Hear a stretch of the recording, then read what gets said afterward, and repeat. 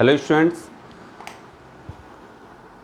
आज हम हमारे फूड एंड न्यूट्रिशन चैप्टर की जो नेक्स्ट पार्ट है उसको स्टार्ट करने वाले हैं।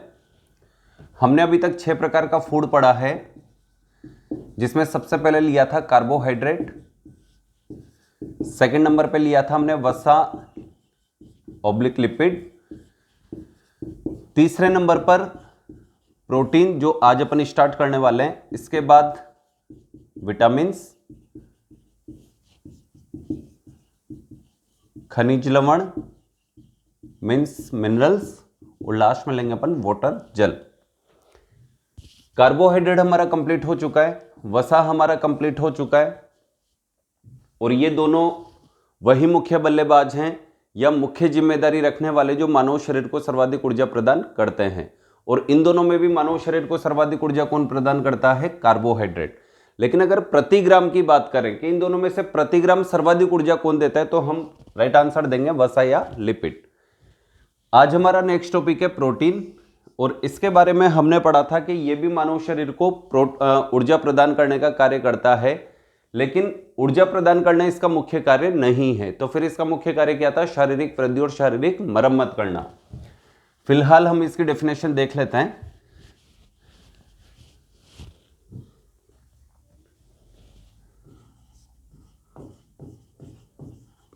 प्रोटीन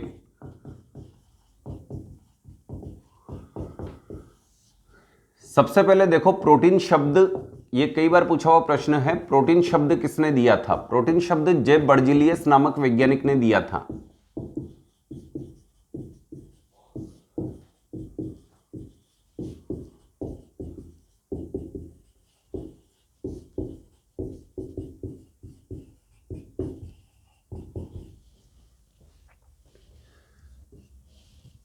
अब कार्बोहाइड्रेट और वसा से तुलना करते हुए हम इसको भी देखेंगे कि ये किस किस से मिलकर बना होता है। जैसा कि हमने टेबल में पढ़ा था कि वह रासायनिक भोज्य पदार्थ जो CHON कार्बन, हाइड्रोजन, ऑक्सीजन व नाइट्रोजन से मिलकर बना होता है,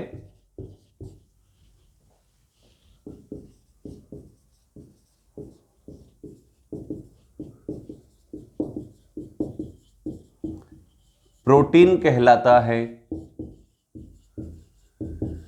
लेकिन हमने इसमें एक और बात देखी थी कि सभी प्रोटीन्स में ये 4 एलिमेंट आवश्यक रूप से उपस्थित रहेंगे, CHON, लेकिन कुछ प्रोटीन्स में इन 4 के अलावा अन्य एलिमेंट भी उपस्थित हो सकते हैं। वो अन्य एलिमेंट कौन कौन से थे? कुछ प्रोटीन्स में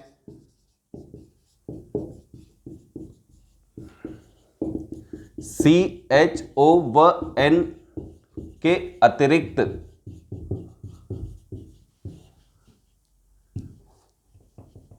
फास्फोरस, सल्फर, जिंक व कॉपर जैसे तत्व भी उपस्थित होते हैं।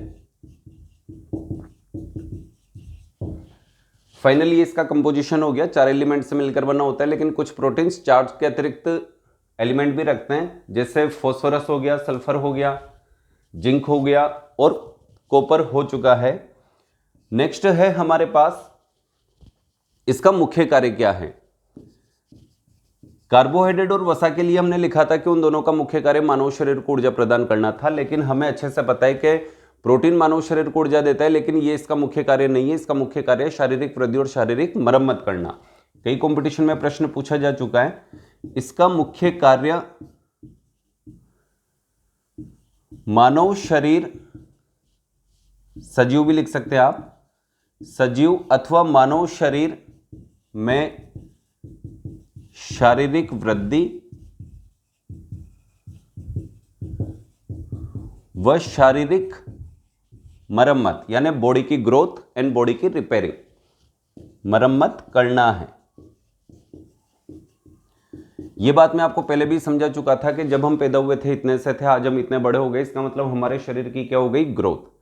वैसे ही हम बचपन में या बड़े होने के बाद गेम्स खेलते हैं, गाड़ी से गिर गए, कबड्डी खेल रहे हैं, कैच लेते हुए छिल गए, चोट लग गई बहुत ज़्यादा, थोड़े दिन बाद हम देखते हैं कि हमारी बॉडी में जो चोट लगी थी वो धीरे धीरे बढ़ने लग जाती है। इसका मतलब बॉडी की क्या हो रही है, मरम्मत। कौन कर रहा है, प्रोटीन। नेक्स्ट है अपने पास कि इसका मुख्य कार्य मानव शरीर को या सजीव शरीर में शारीरिक वृद्धि और शारीरिक मरम्मत करना है। लेकिन हमने सुना था कि यह मानव शरीर को ऊर्जा प्रदान करने का कार्य भी करता है। तो किस कंडीशन में यह मानव शरीर को ऊर्जा प्रदान करने आएगा, तीसरे नंबर पे खेलने आएगा। इसका मतलब इससे पहले के 2 बल्लेबाज का मानव शरीर में आउट होना जरूरी है, ये नोट कर लो आप।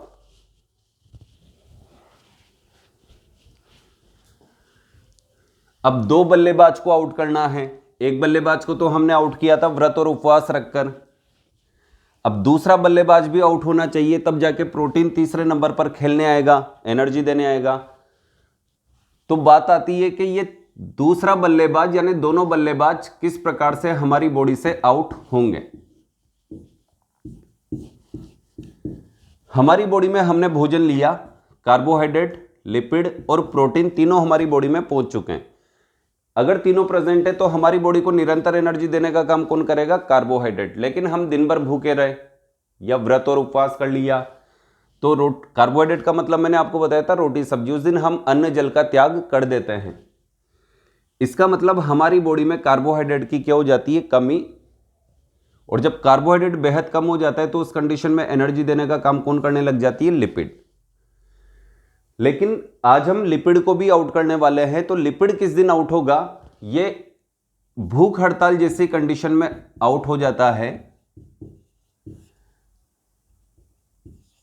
जब मनुष्य भूख हड़ताल पे रहता है तो पहले दिन भूखा रहा, पहले दिन भूखा रहेगा तो कौन आउट हो जाएगा, कार्बोहाइड्रेट। हो सकता है ये 1.5 दिन निकाल दे ज्यादा से ज्यादा। लेकिन दूसरे दिन भी भूखा रहा, तीसरे दिन भी भूखा रहा, चौथे दिन भी भूखा रहा, पांचवा, छठा, जितनी उसकी क्षमता है वो भूखा रहता जा रहा है। तो पहले दिन जब भूखा रहा तो कौन आउट हुआ था, कार्बोहाइड्रेट। और जैसे ही पहला दिन निकला, कार्बोहाइड्रेट खत्म, अभी भी वो भूखा है, निरंतर भूखा बना हुआ है। तो दूसरे, तीसरे, चौथे, पांचवें, छठे, इन दिनों में उसके शरीर को ऊर्जा प्रदान करने का काम कार्बोहाइड्रेट नहीं कर रहा, क्योंकि उसने रोटी सब्जी का त्याग यानी कार्बोहाइड्रेट का त्याग कर दिया है। तो बाकी के दिनों में उसकी बॉडी को एनर्जी देने कौन आ जाएगा, संचित भोजन। संचित भोजन कौन था, लिपिड, जो इतने दिनों से हम संचित कर रहे थे। मान लेते हैं कि 5-6 दिन, 7 दिन निकाल दिए उसने, लिपिड ने। लेकिन 7वां दिन, 8वां दिन आते आते ये भी क्या हो चुका है, आउट। एक और दिन ले लेते हैं हम। 8-9 दिन आराम से एक मनुष्य भूख हड़ताल पर रह सकता है। लेकिन जैसे ही 8वां दिन, जो उसकी क्षमता के अकॉर्डिंग बता रहा हूं मैं, जैसे ही उसकी क्षमता के अकॉर्डिंग वो 8वें दिन तक जीवित रह गया, भूख हड़ताल पर रह गया, लेकिन अब वो मरणासन्न जैसी स्थिति पे पहुंच चुका है। तो ये दोनों खिलाड़ी तो आउट हो गए। कार्बोहाइड्रेट पहले दिन ही खत्म, बाकी के दिनों में लिपिड भी खत्म। अब प्रोटीन जो है, तीसरा भोजन, वो इस मनुष्य को समझा रहा है कि भाई कुछ खा पी लो वरना मर जाओगे। मैं अपना मुख्य कार्य छोड़कर आपको एनर्जी प्रदान करने आ रहा हूं, अब भी समझ जाओ तो ठीक, ना समझो तो फिर क्या हो जाएगी, मृत्यु। तो प्रोटीन अपना मुख्य कार्य छोड़कर इस मानव शरीर को एनर्जी प्रदान करने लग जाता है।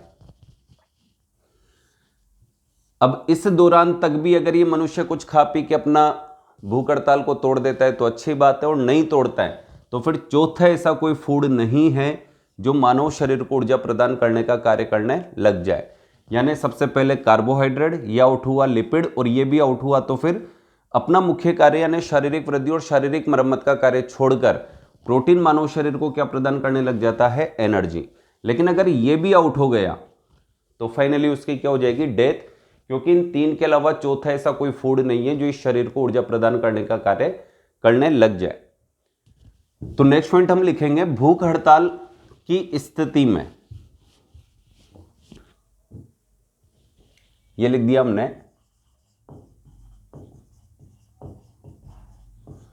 भूख हड़ताल की स्थिति में मानव शरीर में कार्बोहाइड्रेट व लिपिड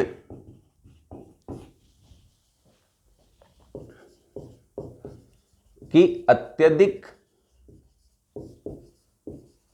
कमी हो जाती है। अतः इस स्थिति में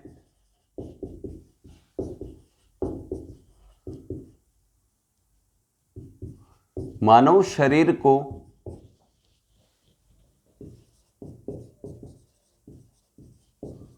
ऊर्जा प्रदान करने का कार्य प्रोटीन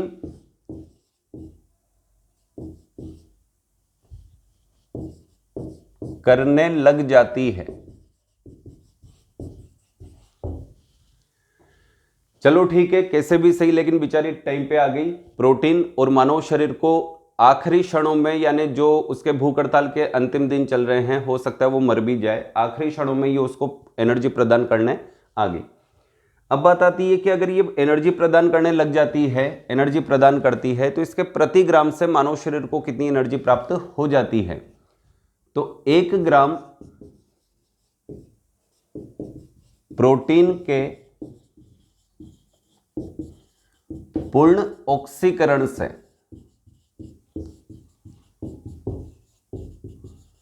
लगभग 4.2 कैलोरी, जो हमने पहले लिखा था कार्बोहाइड्रेट के इक्वल, ऊर्जा प्राप्त होती है। ये एनर्जी प्रदान कर दी इसने 4.2 कैलोरी प्रति ग्राम।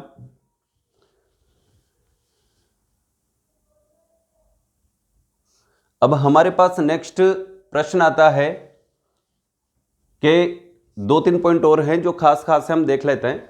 सबसे पहले देखिए आप इसमें कि प्रोटीन की इकाई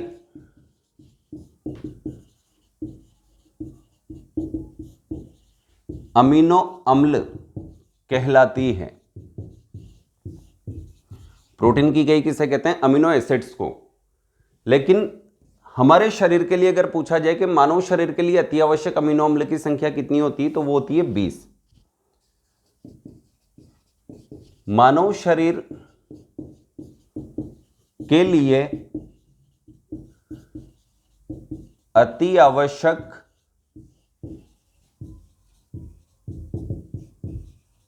अमीनो अम्ल की संख्या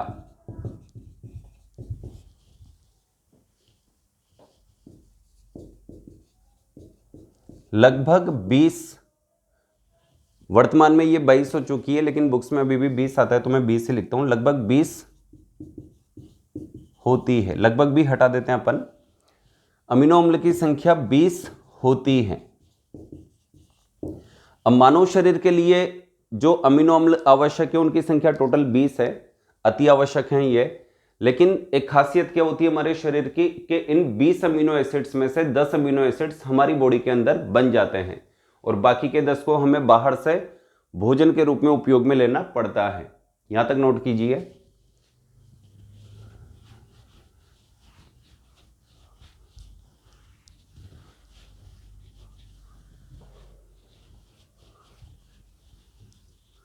अगला पॉइंट लिखो,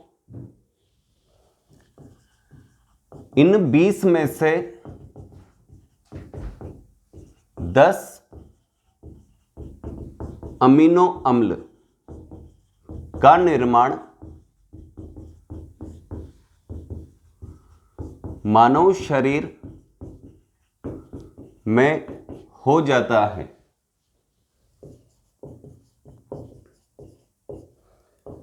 लेकिन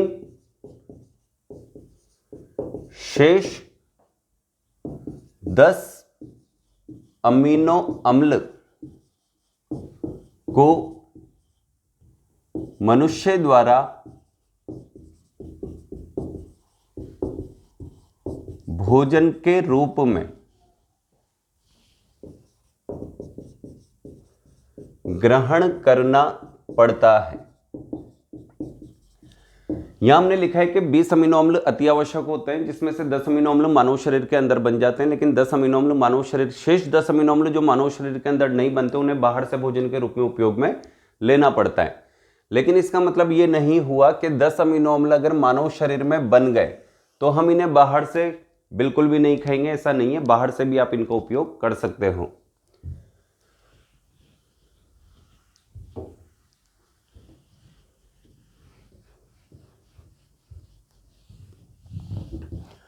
और नेक्स्ट 2-3 पॉइंट्स इसकी कैरेक्टर्स के लिए। नेक्स्ट पॉइंट है कि प्रकृति में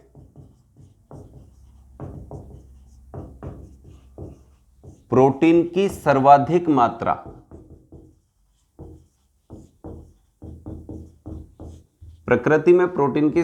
मात्रा स्पाइरुलिना नामक शैवाल में पाई जाती है। आप चाहें तो ब्रैकेट में लिख सकते हैं सर्वाधिक मात्रा स्पाइरुलिना नामक शैवाल में, यानी प्रति 100 ग्राम में लगभग 60 ग्राम या 60% में पाई जाती है। 60% अकेला प्रोटीन मिलेगा इस शैवाल में आपको, लेकिन स्पाइरुलिना इजी वे में हमें खाने पीने को नहीं मिलेगा। मार्केट में जाइए स्पाइरुलिना ढूंढिए, नहीं मिलेगा। तो इजी वे में मनुष्य को जो मिल जाता है जिसमें सर्वाधिक प्रोटीन भी होता है वो होता है सोयाबीन। इसलिए हम छोटी जो क्लासेज होती है उसमें बच्चों को जो प्रत्यक्ष दिखता है सोयाबीन वही नाम दिया जाता है, वरना सर्वाधिक मात्रा किसमें पाई जाती है? स्पाइरुलिना। लेकिन अनाज की बात करें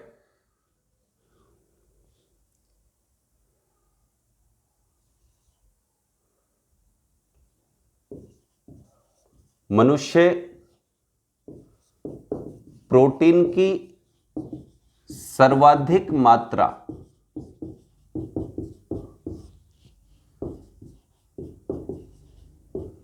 सोयाबीन, इसके एक दाने में लगभग 42% प्रोटीन मिल जाएगा।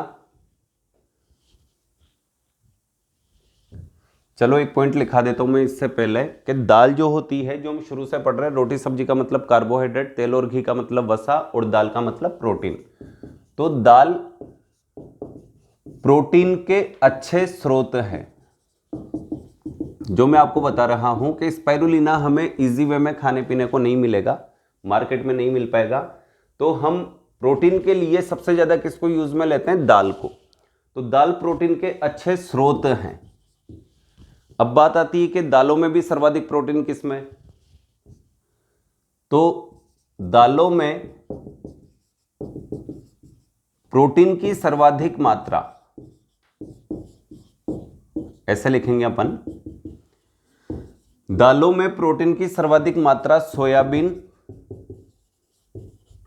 इसके एक दाने में लगभग 42% प्रोटीन पाया जाता है। ग्रेटर देन, ये चिन्ह लगा देता हूं मैं यहां पे, सोयाबीन ग्रेटर देन, यानी सेकंड नंबर की दाल में लिखने वाला हूं यहां पर मूंगफली, जिसके एक दाने में लगभग 26 से 28% तक 26 से 28% तक में पाई जाती है। इसको आप नोट कर लीजिए। इसके बाद अपन एक टेबल बनाएंगे और उसमें देखेंगे कि जो विभिन्न विभिन्न प्रकार के फूड हैं उनमें किस किस प्रकार का प्रोटीन पाया जाता है। तब तक आप इसे नोट करें।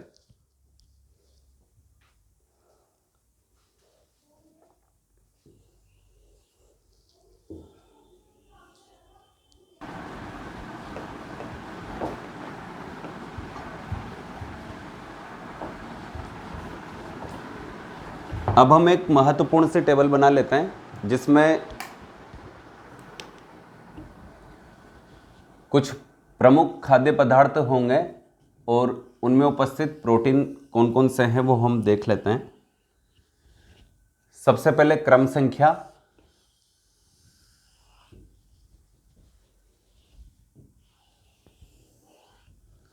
इसके बाद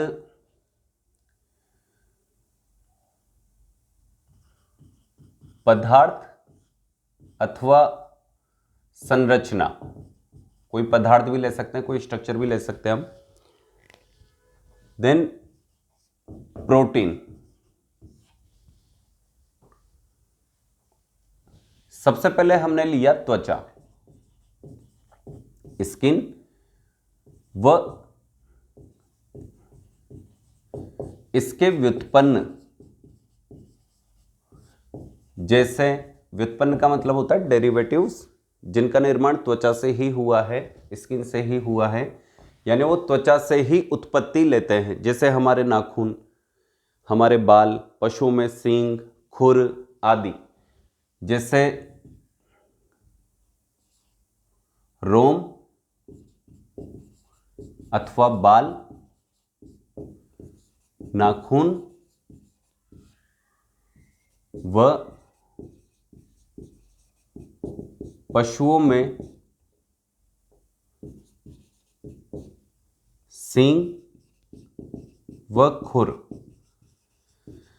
अब आपसे कोई सा भी प्रश्न पूछ लिया जाए कि स्किन या स्किन के डेरिवेटिव्स, जैसे कि नाखून, बाल, पशुओं में अगर सींग, खुर में कौन सा प्रोटीन पाया जाता है, तो फाइनली अपने को टिक करना है केराटिन।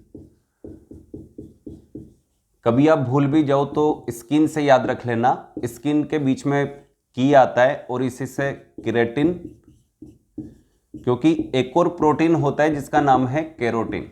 तो इसमें और इसमें थोड़ा सा कंफ्यूज हो जाता है स्टूडेंट।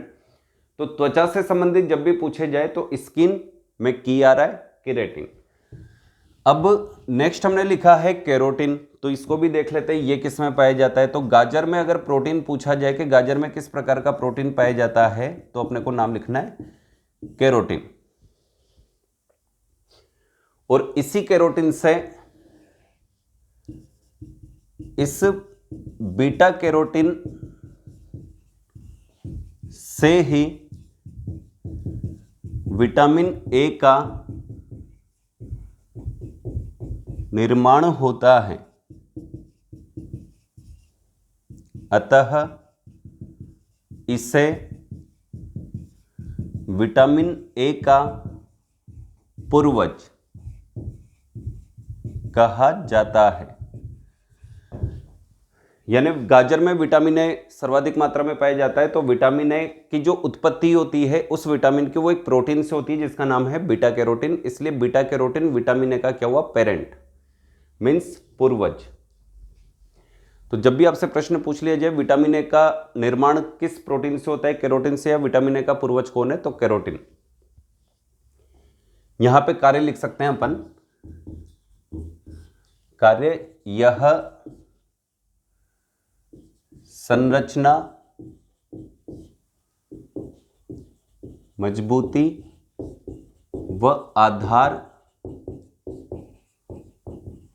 प्रदान करता है। इसके बाद अपन तीसरा एग्जांपल लेते हैं।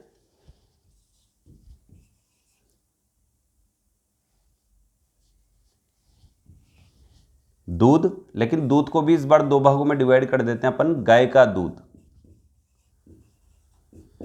गाय का दूध एक संतुलित आहार की श्रेणी में सबसे पहले आता है। तो गाय के दूध में पाए जाने वाले प्रोटीन का नाम अगर पूछा जाए तो अपने को टिक करना है कैसिन, लेकिन एक और नाम लिख लेते हैं वह प्रोटीन।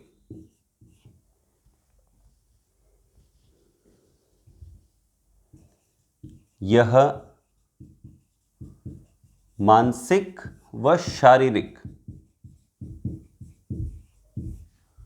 विकास करता है। अब दूध का एक और एग्जांपल लेते हैं अपन, भैंस का दूध, क्योंकि वर्तमान में अधिकतर परिवार भैंस के दूध का उपयोग कर रहा है। तो अगला एग्जांपल वही ले लेते हैं अपन, भैंस का दूध। भैंस के दूध में पाए जाने वाले प्रोटीन्स का नाम अगर पूछा जाए तो एक प्रोटीन तो कॉमन है, वह, और एक और लिख लेते हैं अपन बीटा लैक्टो ग्लोब्यूलिन।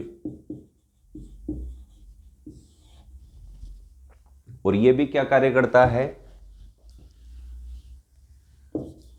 यह प्रोटीन व वसा की अधिक मात्रा प्रदान करके शारीरिक वृद्धि करता है। यानी गाय के दूध की तुलना में भैंस के दूध में प्रोटीन और वसा की मात्रा अधिक पाई जाती है, इसीलिए प्रोटीन और वसा जब यानी लिपिड अधिक होंगे, इसका मतलब बॉडी स्ट्रक्चर अच्छे से बनेगा, शारीरिक वृद्धि करता है। ये आपका भैंस का दूध भी कंप्लीट। इसके बाद अपन एग्जांपल लेते हैं गेहूं। गेहूं हम प्रतिदिन के आहार में उपयोग में लेते हैं, तो गेहूं में पाए जाने वाले प्रोटीन का नाम अगर पूछा जाए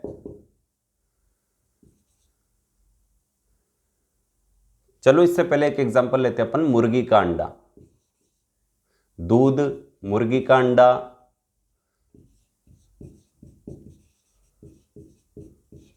अब मुर्गी के अंडे में पाए जाने वाले प्रोटीन का नाम है एल्ब्यूमिन,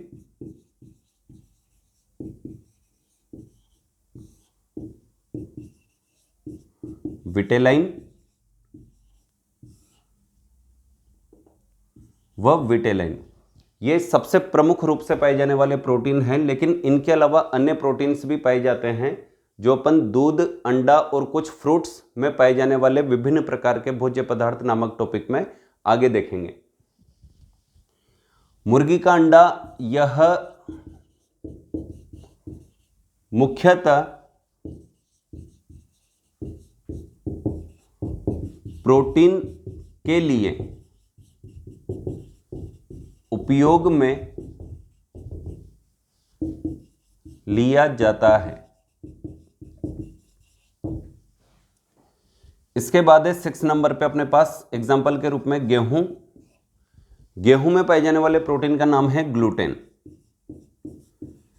और यह प्रोटीन चावल में नहीं पाया जाता, और यह एक ऐसा प्रोटीन है जिसकी उपस्थिति के कारण ही इसके आटे को आपस में गूंथा जा सकता है, यानी चिपकाया जा सकता है। तो गेहूं के आटे में जो चिपकने का गुण पाया जाता है वो इस प्रोटीन के कारण होता है। यह प्रोटीन चावल में नहीं पाया जाता है, इसलिए चावल के आटे को कभी भी गूंथा नहीं जा सकता। यह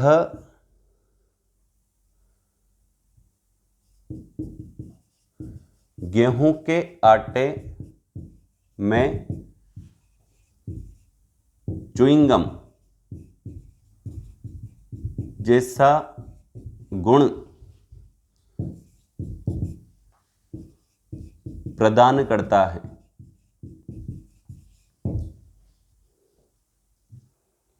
इसके बाद लेते हैं अपन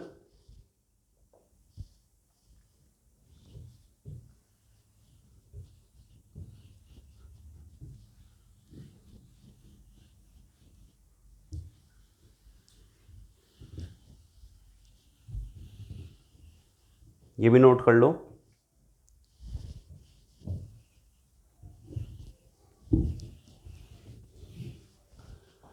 इसके बाद अगला एग्जाम्पल है अपने पास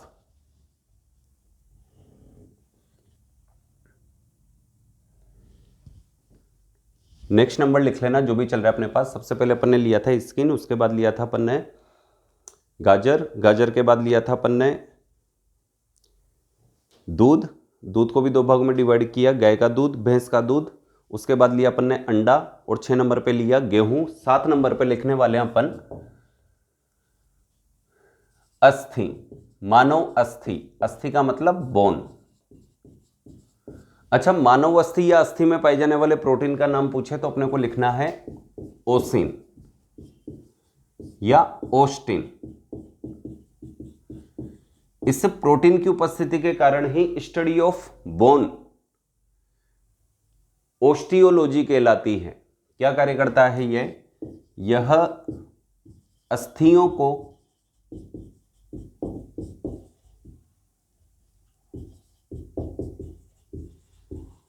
मजबूती प्रदान करता है। हमारे शरीर में एक विशेष प्रकार की अस्थियां और पाई जाती है जिनका नाम है उप अस्थि यानी सब बोन, उपास्थि। होती वो भी हड्डियां ही हैं, लेकिन इन अस्थियों से उनमें थोड़ा बहुत अंतर पाया जाता है। जैसे कि इन अस्थियों को हम दोनों तरफ से पकड़ ले तो हम इन्हें किसी भी तरफ मोड़ नहीं सकते, उपास्थियों को हम अच्छे प्रकार से कहीं पे भी मोड़ सकते हैं, जैसे ये आउटर पिन्ना ईयर का, नाक, इसके अलावा श्वास नली, रिब्स की जो आखिरी पसलियां जो आखिरी रिब्स होती है हमारी, उसमें उपास्थि पाई जाती है। और ये ऐसी हड्डियां होती है, इन्हें कार्टिलेज कहते हैं। ये ऐसी हड्डियां होती है जिन्हें आसानी से मोड़ा जा सकता है। ये मजबूत होती है, ये लचीली होती है। इनमें मजबूती का कारण होता है इनमें पाया हुआ प्रोटीन ओसिन, और इनके लचीलेपन का कारण होता है इनमें उपस्थित प्रोटीन मीन्स कॉन्ड्रिन। ओसिन प्रोटीन या ओस्टिन प्रोटीन की प्रेजेंट के कारण स्टडी ऑफ बोन को ओस्टियोलॉजी कहते हैं, लेकिन कॉन्ड्रिन नामक प्रोटीन की उपस्थिति के कारण स्टडी ऑफ कार्टिलेज को कॉन्ड्रियोलॉजी कहते हैं। यह उपास्थियों को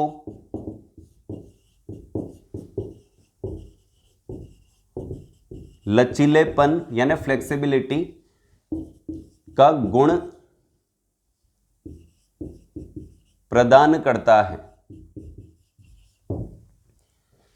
ये 2 पॉइंट नोट करो। इसके बाद एक पॉइंट और लिख लेते हैं अपन यहां पर, मानव पेशियां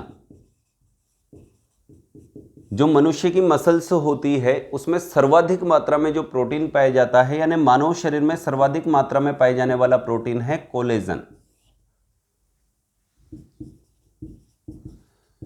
यह मानव शरीर में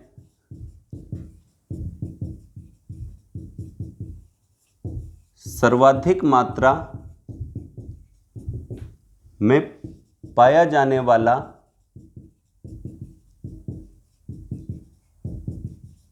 प्रोटीन है। और कार्य क्या करता है? मानव शरीर को संरचना प्रदान करेगा। मसल्स क्या कार्य करती है? संरचना स्ट्रक्चर प्रदान करती है। यह मानव शरीर को संरचना, मजबूती व आधार, 3 कार्य हैं इसके प्रमुख रूप से करती है। यहां तक नोट करें। इसके बाद केवल आखिरी पॉइंट रह गया अपने पास as example,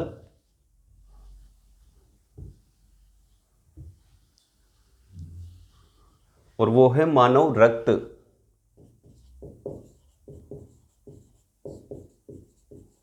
human blood. Human blood में पाए जाने वाले प्रोटीन्स के नाम क्या क्या हैं, उनमें से कुछ प्रमुख अपन यहां पर लिखेंगे, उनके कार्य लिखेंगे।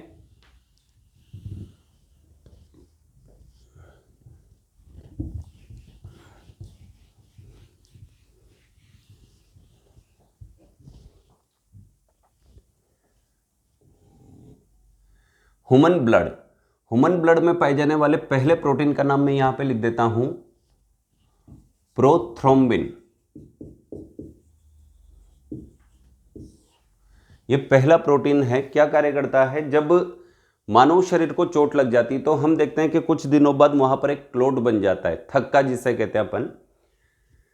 तो ये रक्त का थक्का बनाने की जो शुरुआत करता है वो कौन सा प्रोटीन करता है? प्रोथ्रोम्बिन। यानी रक्त का थक्का बनाने की शुरुआत करने वाले प्रोटीन का नाम पूछा जाए तो अपने को आंसर देना है प्रोटीन। यह चोट लगने के पश्चात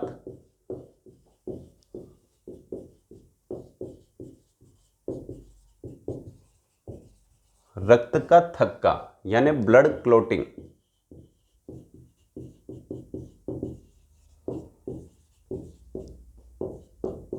बनाने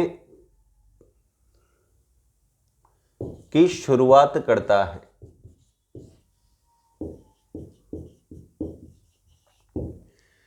अब बीच में और भी प्रोटीन्स आएंगे, लेकिन इस क्रिया को अंतिम रूप प्रदान करने वाला प्रोटीन कौन है? शुरुआत तो किसने कर दी? प्रोथ्रोम्बिन। लेकिन अंतिम रूप प्रदान करने वाला कौन है? फाइब्रिनोजन। अब फाइब्रिनोजन अक्रिय अवस्था में पाया जाता है तो इसको किस में कन्वर्ट करना पड़ता है? फाइब्रिन नामक प्रोटीन में, और यह होता है सक्रिय। अगर 2 ऑप्शन दे दिए जाएं तो फाइनली अपने को टिक करना है फाइब्रिन, क्योंकि ये अक्रिय अवस्था में होता है इनएक्टिव फॉर्म में, और ये एक्टिव फॉर्म में होता है। तो फाइब्रिन नामक प्रोटीन इस ब्लड क्लोटिंग जो प्रोसेस है इसको अंतिम स्वरूप प्रदान करने का कार्य करता है। यह रक्त का थक्का यानी ब्लड क्लॉटिंग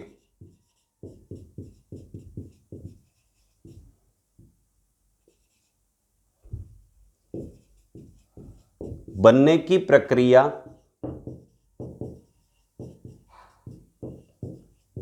को अंतिम रूप प्रदान करता है।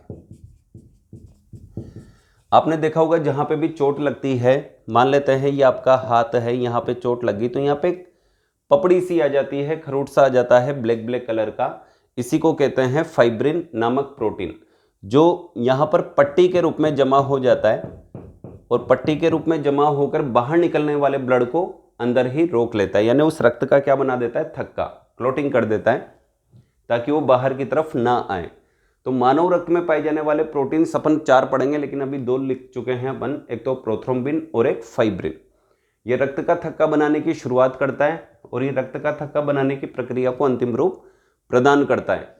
इसके बाद अपन 2 पॉइंट और ले लेते हैं, यहां पर 2 प्रकार के प्रोटीन और ले लेते हैं मानव रक्त के लिए।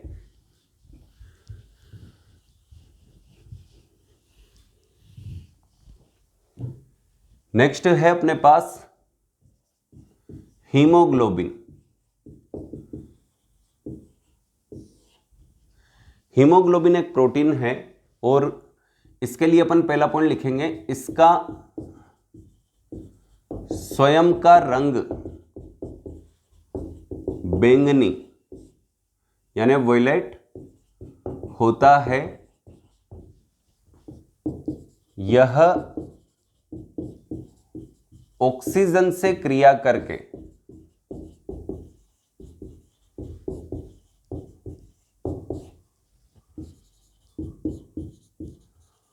ऑक्सी हीमोग्लोबिन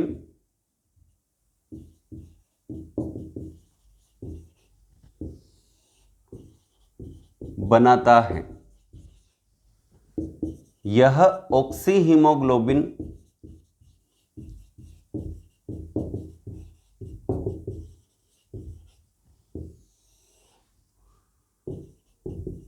मानव रक्त,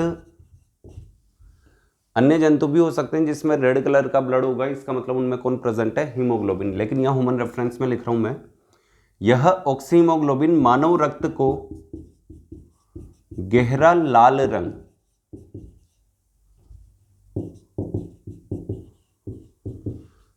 प्रदान करती है। यह तीसरे प्रकार का प्रोटीन अपना कंप्लीट। अगर आपसे पूछा जाए मनुष्य के रक्त का रंग गहरा लाल होता है किस प्रोटीन की प्रेजेंस के कारण, तो अपने को टिक करना है हीमोग्लोबिन। और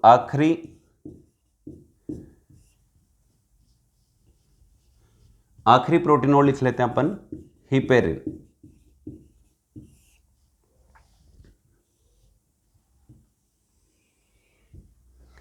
हिपेरिन एक ऐसा प्रोटीन है, अगर ये उपस्थित ना हो तो हमारे शरीर के अंदर जितना भी ब्लड बहता है उसकी शरीर के भीतर यानी खून की नलचियों में, ब्लड वेसल्स में ही उनकी क्या हो जाएगी, क्लोटिंग।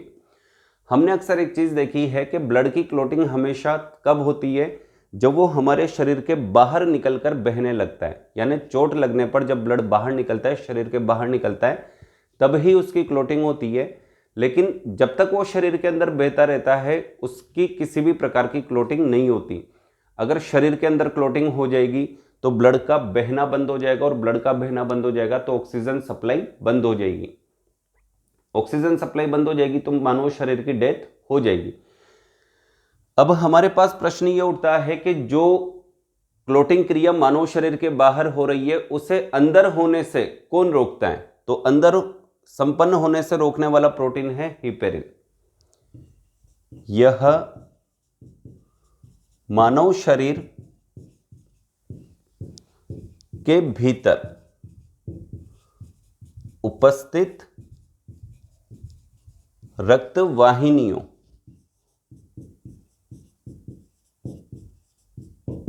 जिसे अपन ब्लड वेसल्स कहते हैं,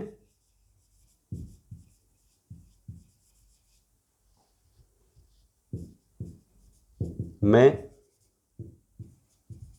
बहने वाले रक्त का, यह मानव शरीर के भीतर उपस्थित रक्त वाहिनियों में बहने वाले रक्त का थक्का, क्लोट नहीं बनने देता है।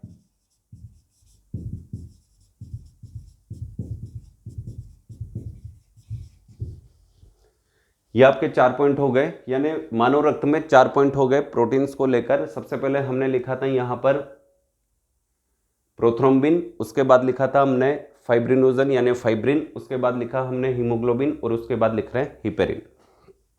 इसको नोट कर लें। अब तक हमारे 3 टॉपिक कंप्लीट हो चुके हैं 6 में से। सबसे पहले हमने पढ़ा था कार्बोहाइड्रेट, उसके बाद पढ़ा हमने वसा, और आज हमारा कंप्लीट हो चुका है प्रोटीन। इसके बाद हम पढ़ेंगे विटामिन। नेक्स्ट वीडियो में मिलते हैं।